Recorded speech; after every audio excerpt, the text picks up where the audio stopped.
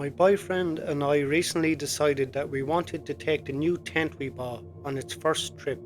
The tent was one that hooks up to your car to provide more storage space, and we're excited to try it out. We had even planned a kayaking trip the next day as well. It was supposed to be a nice, inexpensive outdoorsy weekend getaway. We tend to book things last minute, so all the state parks and professional campgrounds were full of people. This led us to a website that is essentially an Airbnb for campsites. The place we chose was a 100-acre property just 20 minutes south of the kayak shop. Of all the sites in the area, it was described as having working bathrooms, showers, and it allowed for campfires, with all the sites being accessible for cars. This site was also the most reviewed in the area, with 3 5 out of 5 star reviews. The area was very rural, so we did not think much about the low number of reviews for any of the campsites. The renter's name was Mary, who only ever texted us updates, but she seemed like a sweet lady. We started our 2-hour drive a bit later than anticipated. This put us behind the 11 AM time that we had originally informed the host, but we tried to keep her updated with the new schedule. She just told us to let her know when we arrived at the address. When we arrived at the address, we were greeted by a barn from the pictures. It had string lights all over it, seemed fairly new, and just gave a nice feel to it. We sat in the car for the next couple of minutes and struggled with cell service to text the host to let her know that we had arrived. 10 minutes after our text sends, a sweaty man who appears to be in his 60s pulls up in an ATV. He lets us know that he's the father-in-law to Mary and that she's busy taking care of seasonal harvest, and she sent him instead. He lets us know that we can take the car anywhere in the property and offers to show us around on the ATV. My boyfriend, who's visibly uncomfortable, declines the offer and asks a few more questions about the woods and how far into them we are allowed to take the car. He said anywhere. There's no designated campsites, so we can go anywhere, and the ATV man even offers to pull my car out if it gets stuck anywhere. We asked one final question about cell service, and he jokes that if we were from around here, we would understand that reception works better on one side of the barn than the other. I am from around here, and thought it was funny, but once he said that, I realised he didn't have an ounce of an accent from here, like he should. Eventually he leaves and we begin exploring the property on foot. The barn is nice and maintained. It was fully lit in the middle of the day, string light decorating the interior too. It's insulated and has a working kitchen. The only warning we got was not to drink the water. It seemed like a place that would host a small 50-guest wedding. We walked past the shed up behind the barn to get to the trails that run through the woods. After going through a hike that my car would never survive, we decided it might be best just to camp by a small creek. We chose a spot on the side opposite the barn. We were still within walking distance, but we used my car as a buffer to feel a bit more isolated. We chose our spot and then go into the warm town to eat and walk around. We messaged Mary about the fire policy and she tells us that they will deliver fire ring to the barn for us to take to the camp. We arrived back at the barn about an hour and a half from night time. We drive by the barn and the lights have been turned on. We assumed it was on a timer, as to not waste energy or money. We also noticed that the fire ring had not yet been delivered. We started grueling 30-minute sit up in the sticky heat, and then reward ourselves with a nice sit in an air-conditioned car. We noticed it looked like it's about to rain, so my boyfriend and I pull out a card game and wait for it to pass. It only lasts about 10 minutes and the sun is starting to set. The tent held up nicely, so we felt okay leaving it for a second. We needed to use the bathroom, so we start walking to the barn. As we crossed the creek, we start to hear what sounds to be like someone in the shed moving things around. A bit unsettling, but I tell my boyfriend that maybe they used equipment today and it's just sitting in there making the cracking cool-off noises that it sometimes does. We get to the barn and the lights are still off, but the fire ring is there, so we go in and check, just to make sure the power is off. And it is not just the lights outside. None of the light switches will work, so we assume the power is cut again. Maybe it's just on a timer. No worries. We step out of the barn and get 10 feet away, and we hear a hum in the distance to the opposite side of the shed.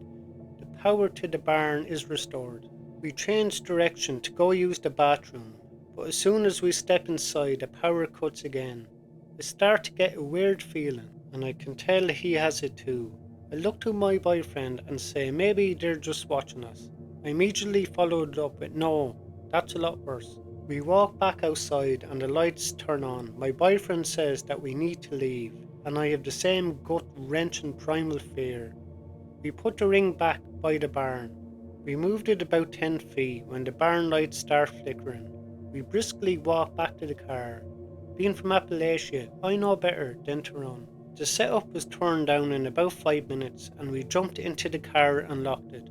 I managed to get my car going, thank God, in that rain. We start towards the driveway, and just as we made it to the road, my boyfriend looks back and sees a man standing by the shed watching us. As soon as my car pulls off onto the road, we get a text from Mary letting us know that the fire ring is out by the barn. She also informs us that we were welcome to stay in the barn if it rained and messed up our camping experience. We arrived at a nice hotel, willing to splurge for the safety at this point.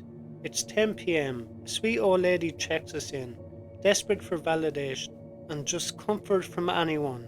We tell her what we had just experienced at the campsite. She looks shocked and asks if we had seen the news lately. We both respond that we had not. The lady tells us that couples in the state had gone missing recently.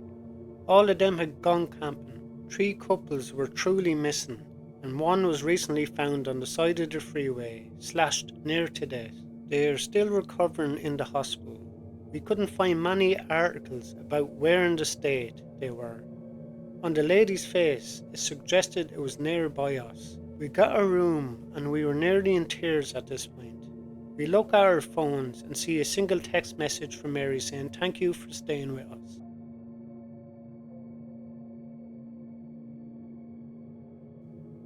I never shared this story, except strangely enough to my teacher at the time.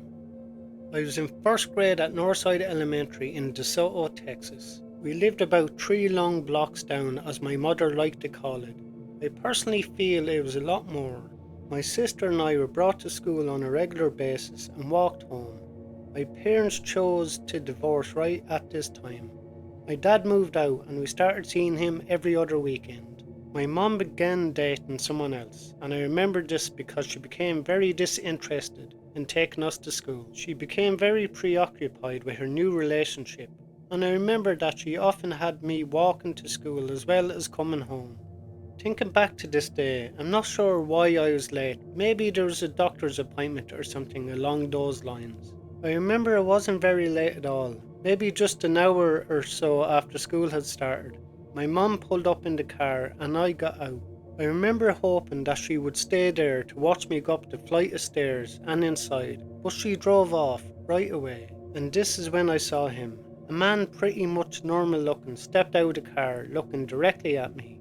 My mum had pulled off and this man was the only person around. He crossed the street quickly at an angle, coming directly at me. I remember turning and running up 3 flights of stairs that separated me from the front doors. When you're a little girl, these stairs seem so much bigger. I remember looking over my shoulder and he's literally running up the stairs after me. And I had that horrible gut reaction and ran as fast as I could. I remember the double doors in front of me, and I was panicked thinking I wouldn't make it. At that young age, I felt the energy coming from this otherwise normal looking person who would have looked like my dad. I remember the huge eccentric feeling of doom and the urgency to get through those doors. And to my surprise, I made it. I immediately turned around and saw him standing on the part of the second set of stairs, and he just stood there, staring at me, as I looked at him from inside the building. Then, looking very frustrated, he simply walked back towards his car, got in and pulled off. I remember telling my teacher about it. Maybe a week later, a police detective showed up to interview me about what happened. This makes me think it may have been connected to something else that happened in the area at the time. I don't think I've ever been that afraid in my life, and it was a powerful fear to say the least. Through that fear though, I'm glad that I listened to the little voice telling me to run. Who knows where I would have been without it, And to all the parents out there, make sure you take an extra little bit just to make sure your kids get where they need to be.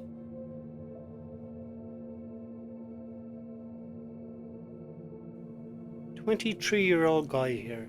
I live in a pretty safe neighbourhood and usually always lock my doors. Last night apparently I didn't. It was not too long after I had taken my dogs out for the last time and I was about to turn off the TV and lights. That's when one of my dogs started growling. Not too weird since he sometimes does that when people walk by the house. I then heard the front door open and someone walk in. My dog then started barking. My other dog, who loves all people, came running from the other room to greet whoever our guest was. In that same instant, I began reacting to what was happening around me and said, "Who the F are you?" Standing in my hallway was a guy in his mid to late 20s. He was skinny and tall. Oh wait, I don't think I'm in the right place. He genuinely seemed confused. I replied with a "Hell no you aren't. Now please leave." He apologised and said he was coming to hang out with a friend and he just accidentally went to the wrong place. I asked him what house number he was looking for and he said a number that was just a couple of doors off mine. He apologised again and left without incident. He seemed nice and looked non-threatening, but I still kind of spooked to say the least. Now this morning I was ready to laugh the whole thing off. I was planning on telling my neighbour, a couple in their 30s, what happened. I don't know them all that well, but we've talked before, so I was sort of glad to run into the gentleman of the couple when I was taking my dogs out for a walk. I didn't want to come off like I was mad or scared over what happened, so I casually said, "I'm sure he told you about what happened. Your friend paid me a visit last night." My neighbour gave me this confused look and said, "What are you talking about? Your friend, he walked into my place last night, thinking it was your spot. I'm sure he told you." My neighbour was quiet for a second and with a very solemn face said, "I don't want to alarm you, but I have no idea what you are talking about. We didn't have a friend over last night." Now as I look back on this in complete confusion, who was that who let themselves into my house that night? And what were they doing? And what were they actually looking for? Thanks a million to everyone who likes, subscribes and comments on my videos. I really appreciate it. If you enjoy this content, you will enjoy the content in the box above. Thank you.